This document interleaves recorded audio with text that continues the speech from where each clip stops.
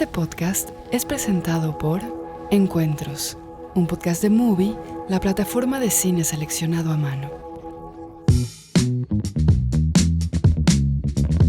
Hola, bienvenidas y bienvenidos a Filma y Aclaración, un podcast de conversaciones con cineastas. En el episodio de hoy hablamos con Damián Cifrón, creador de la serie Los Simuladores y director de películas como El Fondo del Mar, Tiempo de Valientes, Relatos Salvajes y Misántropo.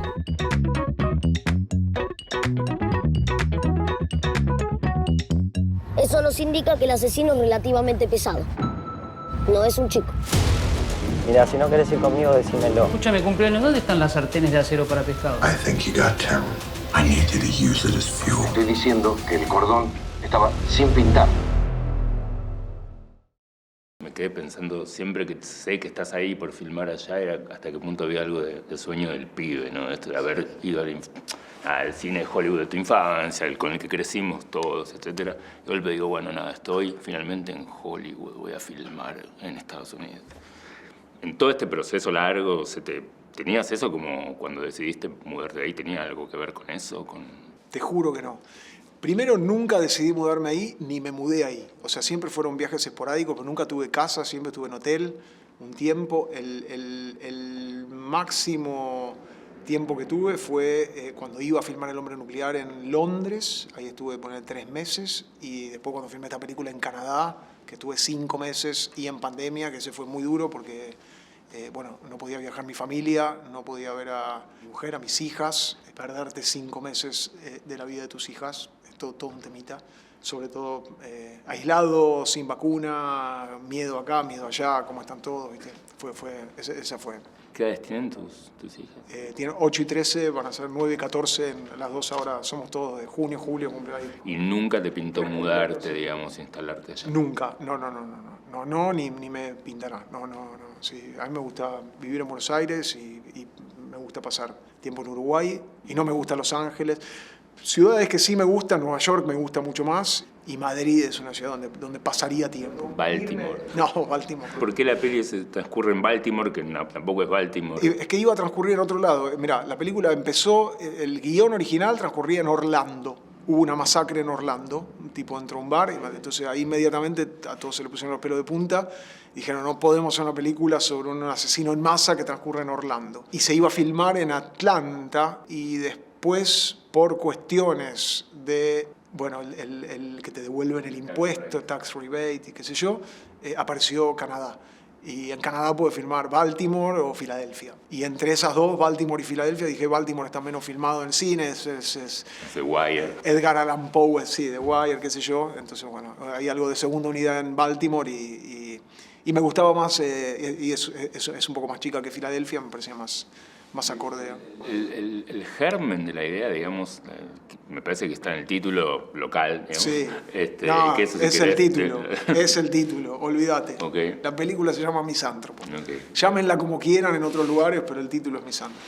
Pero viene, digamos, pues no sé por qué yo veía la película cuando conoces un poco más al villano, digamos, me acordaba del personaje de Bombita, digamos, de Darín. No sé hasta qué punto es una expansión o una extensión de ese tipo de tensión. No, digamos. yo creo que el personaje de Bombita es muchísimo más cariñoso y encariñable y citadino y cotidiano, y quiero decir, hasta muy poco tiempo antes de cometer la atrocidad que comete, es un tipo normal, de familia. Es un tipo alienado, una personalidad que fue entrando en un estado de descomposición progresiva a raíz de una serie de eventos que le fueron pasando. Tiene una formación militar, que eso viene de otro lado. La imagen, el germen de la película es muy anterior al momento en que la filmé.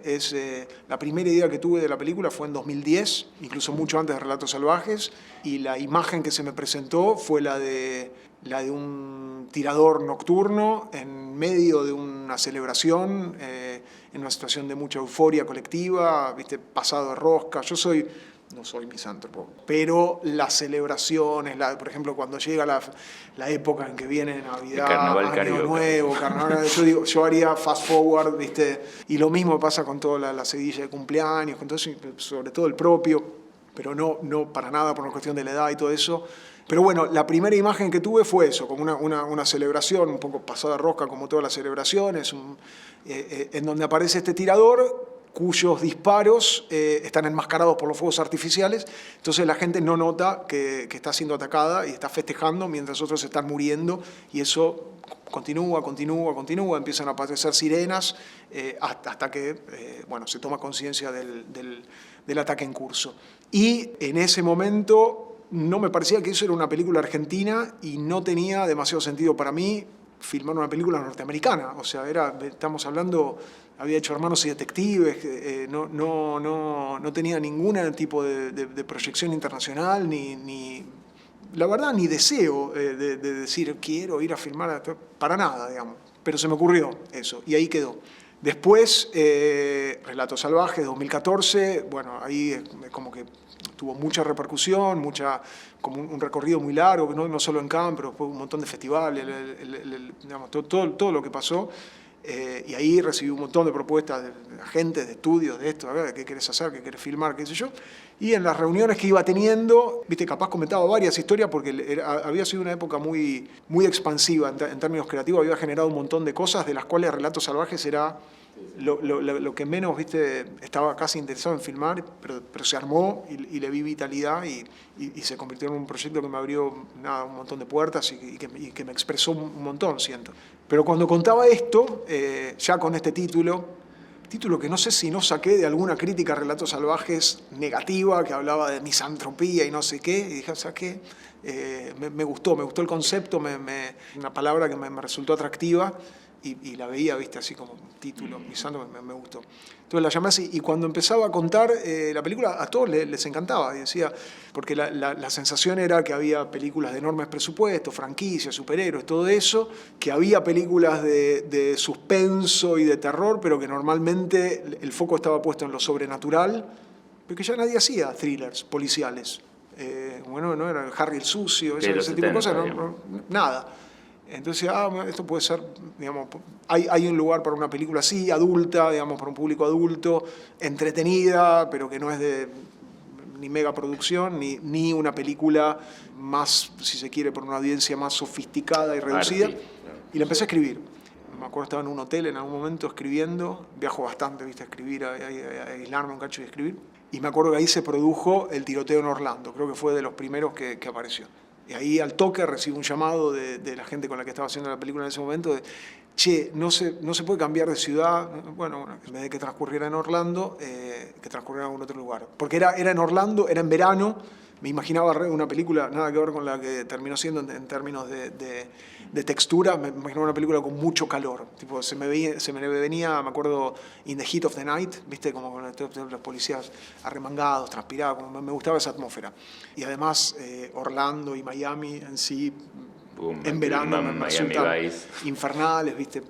Después se produce otro asesinato y ya el llamado es de el jefe del estudio para ver si en vez de ser un tirador, digamos, alguien que dispara con arma de fuego, no podía ser alguien que envenenara, por ejemplo, una planta alimenticia, que pusiera algún tipo de sustancia. Y ahí, viste, no me veía capaz de lograr una película que a mí me interesara contar, que tuviera un envenenador en masa. No digo que no se pueda, digamos, pero bueno, no la veía. Dije que no, en ese momento, bueno, había contrato firmado, seguí escribiendo, y para el momento en el que terminé de escribir el guión, se producía un asesinato cada 2 semanas, y en colegios, y en fábricas, y empleados que entraban, es como que empezó el de Las Vegas, y ahí ya era la oveja negra que nadie quería producir. Y las razones eran múltiples, digamos, por un lado estaba la sensación de que hacer una película de entretenimiento o de género con una temática tan actual era inadecuado y que la gente se iba a sentir incómoda, por un lado, y por el otro lado había razones más mundanas, que era que si invertían en promoción para una determinada fecha y cerca de esa fecha había un tiroteo, tenían que levantar el estreno y se perdía la plata invertida en la promoción. Entonces, bueno, ahí dije, esta película no se va a hacer más. Hasta que uno de los productores se la llevó a Glenn Basner de Film Nation, que es una empresa que se dedica a hacer películas más independientes. En principio va a ser una película más de estudio.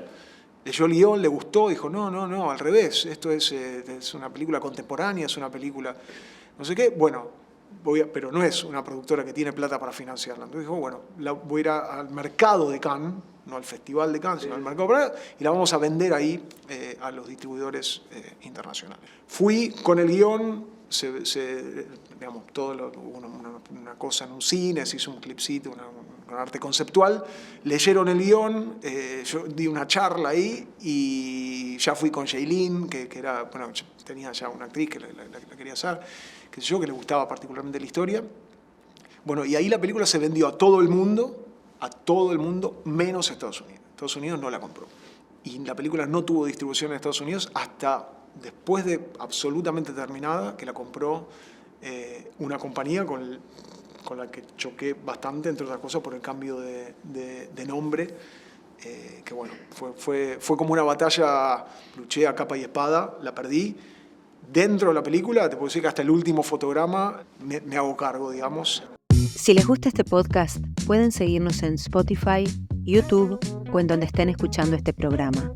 Para más contenido los esperamos en nuestras redes. Nos encuentran como @Filma y Aclaración. Este episodio es presentado por Encuentros, un podcast de Movie y La Corriente del Golfo Podcast, donde voces destacadas del cine y la cultura de Latinoamérica se reúnen para pensar sus métodos y procesos.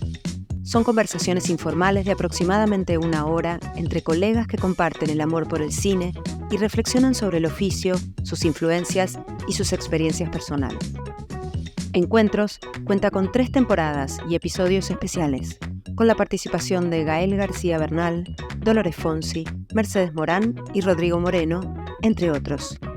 Disponible en todas las plataformas. Te iba a agregar algo con respecto a Shailene, con la mencionaste, digamos, cómo apareció, cómo enganchás con ella.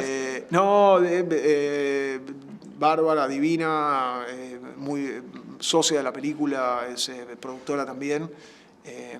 Fue muy dura, fue una película muy dura de hacer, muy a contrapeso. O sea, es más, yo hubo un momento en donde decía, bueno, no hay distribución, el tema es urticante, no caía bien, o sea, es un guión que no viste, una y otra vez, esta película mejor no, y en un momento yo dije, che, no la hagamos, viste, hacer una película, porque no deja de ser una película americana, digamos, y ya no se podía no hacer porque se había vendido, ya la gente la había pagado y había algo que es terrible, que es a todas las complicaciones que la pandemia, el frío, el bajo presupuesto, la falta de distribución, se sumó algo que es el Bond Company, que es una empresa que está ahí para garantizar que la película se termina sí o sí, aunque le falte, ellos se comprometen a que hay una lata con la historia contada.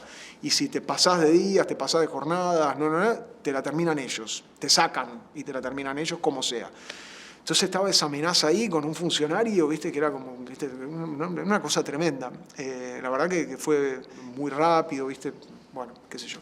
Pero ahí está, la fuimos terminando, la fuimos completando y fueron apareciendo los socios adecuados, el músico adecuado, el equipo adecuado, Javier Juliá, fotógrafo extraordinario, amigo, con el que ya hicimos Relatos Salvajes y que fue un socio creativo indispensable, porque fue angustioso el proceso. El personaje de ella, digamos, lo fuiste desarrollando, porque digo, el otro no se puede spoilear tanto por una cuestión de revelación, pero el de ella, ¿cuál era como la motivación? Es que le veías como para entender al chabón y a la vez tener ese límite de distancia. Mira, siempre la primera imagen que tuve de la película era la que te conté, y después inmediatamente me acuerdo, me hice un gráfico que todavía lo tengo, que era como una especie de remolino así descendente, en donde yo pensaba que esta era la película de un tipo que entraba en una espiral de destrucción sin fin y que la historia se tenía que tratar de una mina que tenía su oscuridad, que se iba a tirar atrás de él y que iba a ir hasta el fondo, y que al final ella iba